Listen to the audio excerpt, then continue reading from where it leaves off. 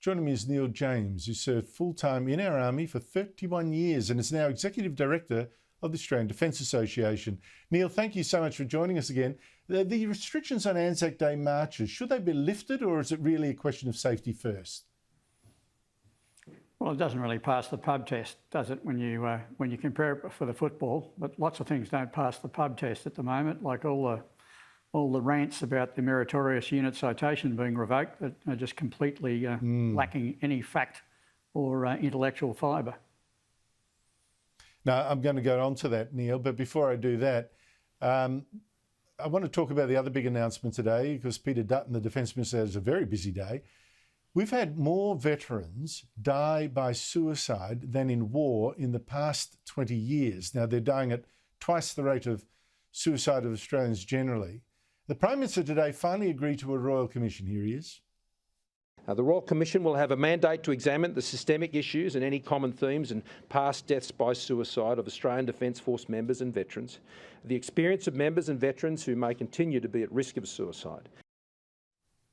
Neil James, is that a good call, the Royal Commission? Yes, it is. It should have happened a long time ago. This has been a serious problem for some time, and people have chosen to ignore it.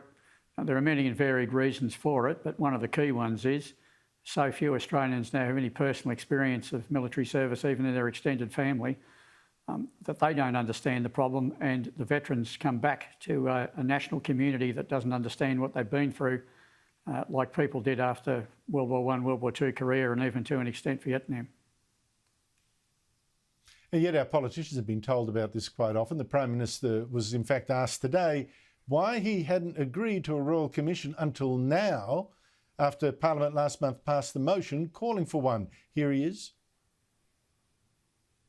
I should stress that, and that's a matter of public record.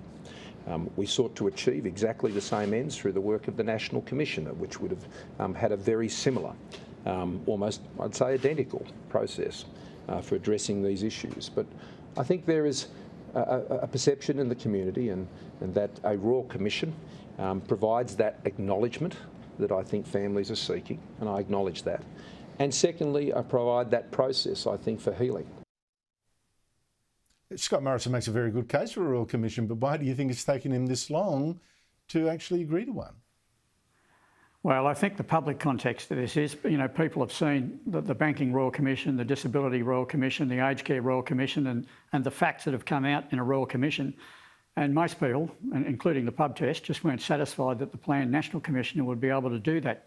So it's not just that they've had to change their mind, it's the recent successes with Royal Commissions that have actually driven this decision.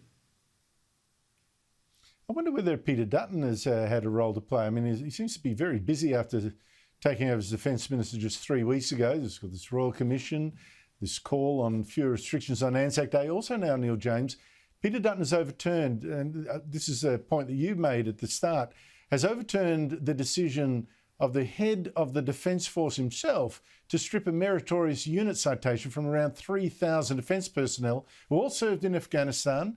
And it was stripped from all 3,000 because 25 Special Forces guys were accused of war crimes, murdering, and this, I'm not downplaying it, very serious, murdering at least, allegedly, 39 prisoners and civilians.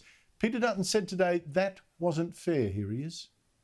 The appropriate decision is to make sure that we recognise the vast majority, and 3,000 people who received this recognition have done the right thing, and the handful of people that might be convicted or might be found guilty through another process, or more or less than that, whatever the number is, that shouldn't taint the exceptional work of those soldiers.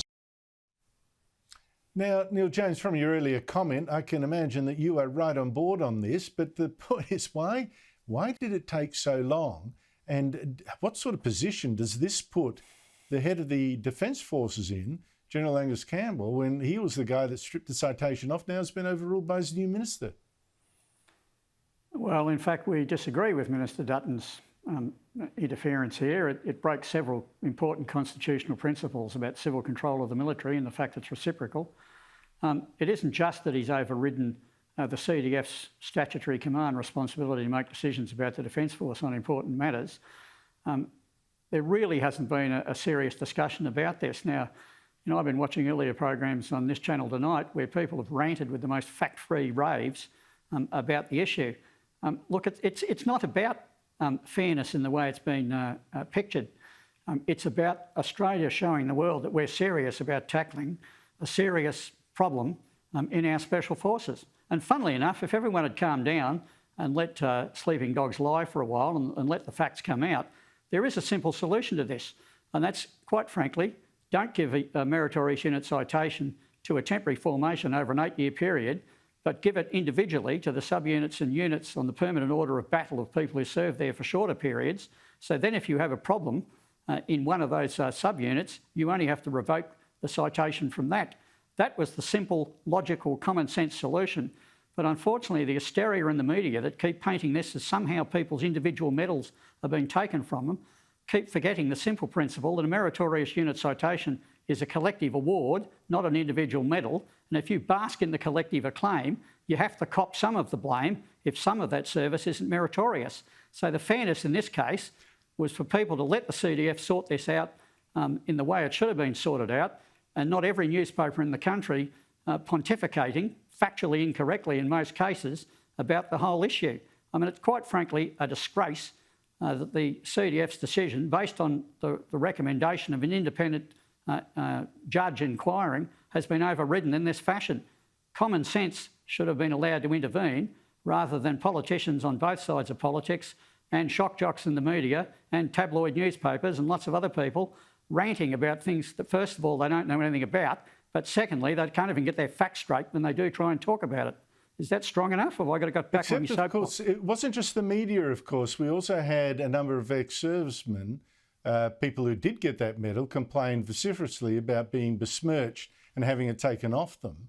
So I'm just wondering, I agree with you completely. I agree with you completely that the medal should have only been awarded to small units, so that exactly the process you suggested, but it wasn't done that. It was like everyone who turned up, you get a citation, that's fine. So then the 3,000 suffer for the 25. But it's not a medal, Andrew. That's the problem. It's not a medal. No, it's a citation. It's not an individual award. It's a collective. It's a collective citation. And there are far better ways of handling it. Like, everyone feels for Greg Sherr's father, but the simple answer to him was no one was going to come and take away the citation that Greg Sherr won, because Greg Sherr deserved it.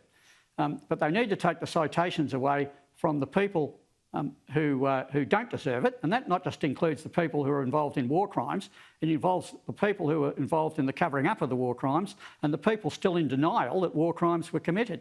How are we going to convince the rest of the world that the ADF can restore professionalisation in its force when we can't even debate it publicly in Australia based on facts, concepts and constitutional principles? I mean, it's just disgraceful, the standard of public debate about this issue. You know, fairness is only part of the issue, and there's a way of solving the fairness. But what we actually have to solve is the underlying issue that some Australian soldiers committed war crimes. Now, whether we can convict them in a criminal court or not is irrelevant to the fact that we have to fix a problem in the Special Forces and in parts of the Defence Force at all levels of command and show the world that the ADF is not the Waffen-SS. Now, this isn't rocket science, and it just flabbergasts the Defence Association that people can't really debate this rationally. Well, I don't like the analogy with the Waffen-SS, to be honest. I've always said from the very start that the war crimes thing was extremely serious and a real stain on Australia's reputation, not just the men involved, and it needs to be taken seriously. But I do think the Waffen-SS thing is going a little too far, to be honest, Neil. But I think the rest of your argument... But the murder of prisoners, Andrew, the murder of prisoners after capture is never justified. I mean, you know, the Geneva Convention and the Hague Convention are important. 25 soldiers in a murderous rampage of their own, allegedly, and Waffen-SS whole thousands of people acting under orders to do what they did. I do think there's a difference. But the point I'm making... I accept that we need to show the world we're serious about this. Is there's two extremes to the argument. Unfortunately, both extremes are getting played. One is these things happen in war, let it happen. And the opposite extreme is, oh my God, this is terrible, we need to do something about it. The happy medium is to do something about it by letting the CDF command the Defence Force like the Defence Act says he can. Neil James, always good to hear your views. Thank you so much for your time. Thank you for having me, Andrew.